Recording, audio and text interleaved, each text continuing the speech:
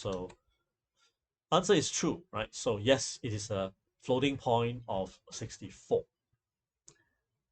So we have known that A is an object, B is float 64, and so on.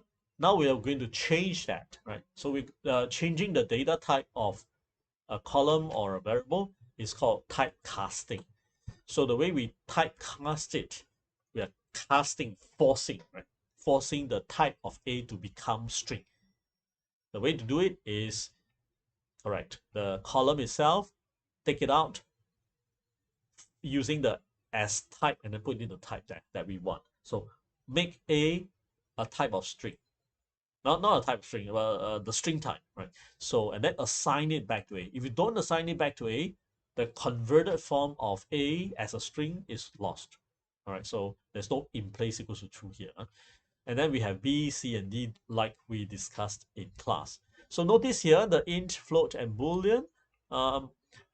We don't need the quotation marks there. So it's actually passing in the keyword boolean, float, int, and string. Now, we don't see it here. Why don't we ask the question again? So over here, okay, we will ask what is the data type of the columns for df8 underscore 8 again. And this time round, we can compare with earlier. A string is still represented as an object, but now we know we can use the .str dot whatever methods safely. Okay. Next is the float has been converted to int. Float is still float. No harm if you force convert a float to float to ensure that it is a float. That's fine.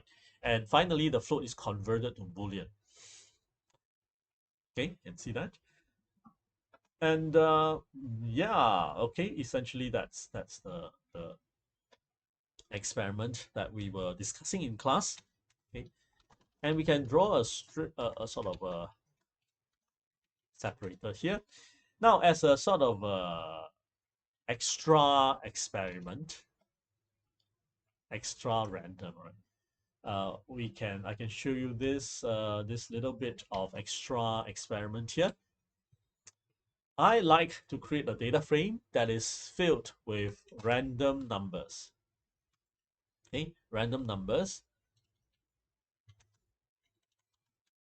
for how many for how many for what shape?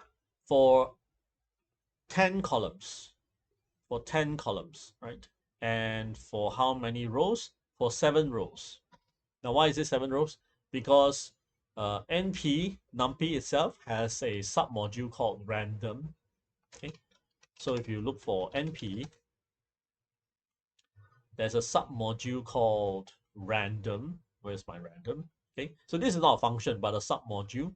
And when you look inside random, you see a bunch of statistical distributions. And they are nice because they basically are not just calculating distributions, they also provide simulation generation of random numbers based on the distributions. So for example, if we run np.random.standard normal, give me 10 random numbers that will conform to the standard normal, which has a mean of 0 and standard deviation of 1. So the range will be between -3 to 3. And that is going to be our results. Now, your screen might show different random numbers from mine, but because they're random, that's fine. However, we have a way to standardize the randomness, and that's called seeding it. So by standardizing it to 1, 2, 3, if you run this, and I run this, and we both run again the random generation, right? We will get random numbers to us locally, but when we cross-check with each other, you will get exactly the same random numbers. Okay, so think about it as tuning to radio station 123 megahertz. So even though the station is sort of churning out random content, the DJ decides to play whatever song he or she likes, right? And say whatever he or she likes.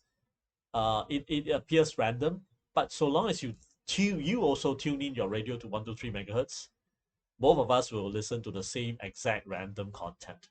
It sounds ironic or exact random content, but it is true, right? So this is how you can then check with my screen to see if you're going at the right direction.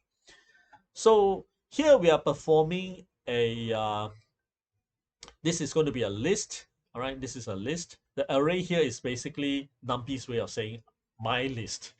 So if you don't like that, you can always remember the force converting uh, the result with a list function, and that will become our usual Python list. Yeah. So this is a list, and we do it 7 times consecutively, and then we wrapped it within a bigger list. So it's list within a list.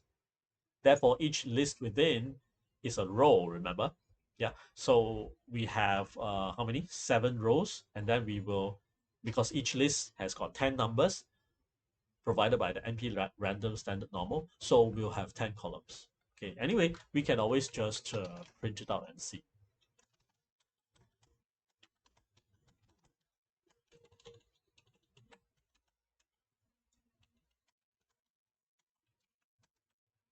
Okay, so looking good. We have our data frame here.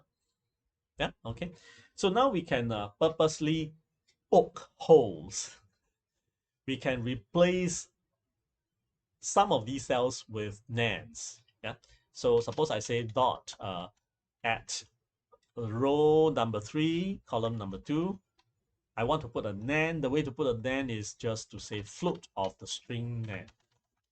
Okay, float of the string nan. And then we repeat again. Let's poke 2 holes. 6, 9. Okay, like this. And then we print again what is df. Let's do that. All right. What happens now? What we see is that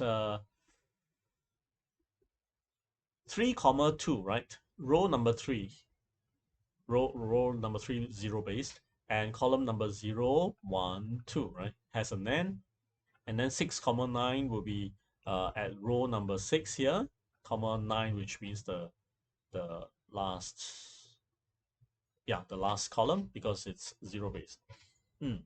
So we put in these 2 nans. Okay, so if we didn't put in, then it is a mass of numbers and they are really inconspicuous. We don't know where they are, right? So how are we supposed to tell? Okay, so when we print out df and we eyeball it, we can't tell. That's the problem, right? That's the challenge. How do we see it? And by now, I hope you kind of like agree with me that, yeah, I think that's better run it programmatically, right? So we will steal the code from our classroom slide just now. We'll have a df, right? So is df dot is na dot sum. Is this quantity greater than 0? So got na, yes, no, or not. Got na, yes or no. This variable, if it's true, then we will have problem. Okay, so of course we can put if got na yes no. That means if there's problem, then we deal with the problem. So let's run. Does this data frame have then or null? Yes, which is true, right? Yeah. Okay. Yeah. Does this data frame have problem? Yes. Okay. Then we say, what about what columns of this data frame have problems? So we'll again use the code from our classroom slide, and that is basically using this is na.sum greater than 0, give it a mask, form a mask, and filter it against the df columns names. Finally, just force it into a usual list to get rid of the np.series, pandas.series and stuff like that. Okay, and then we can print out which columns have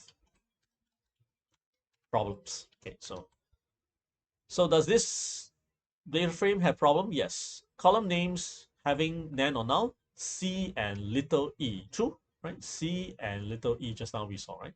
Yeah. And then we say, okay, fine. Then let's deal with column C and little e, right? But let's say if we want to know for a different application, we like to know row names. Which are the rows having problem? Which are the members of our club having incomplete data? Not being filled, have problem during the transmission, and etc. Then we'll run again and say, well, row number 3 and 6, yeah, which is exactly rows number 3 and 6 that we initially planted in the problem ourselves, right? So now it is detected, right? It cannot hide in a mass of numbers. No way to run. So this is very powerful and ensures that we can sleep well. Um, Imagine that you are using Python to design planes. Do you dare to fly in a plane that you design? Will it crash? Will it buckle? Will it fall apart? Yeah. So all these are integrity issues of the design of the structure and the various calculations. So being very careful with dealing with all these very inconspicuous but dangerous presence of nulls, nans, noise, and types, incompatible types. Very important. I can't emphasize more. All right. So I hope you have had some really sort of excitement in terms of seeing how these data errors come in to hit us. And that will conclude our session for detection of noise and dealing with them for today. Join me in the next video. We're coming to the core part of data analytics, where we perform statistical analysis against the data in the data frame. See you.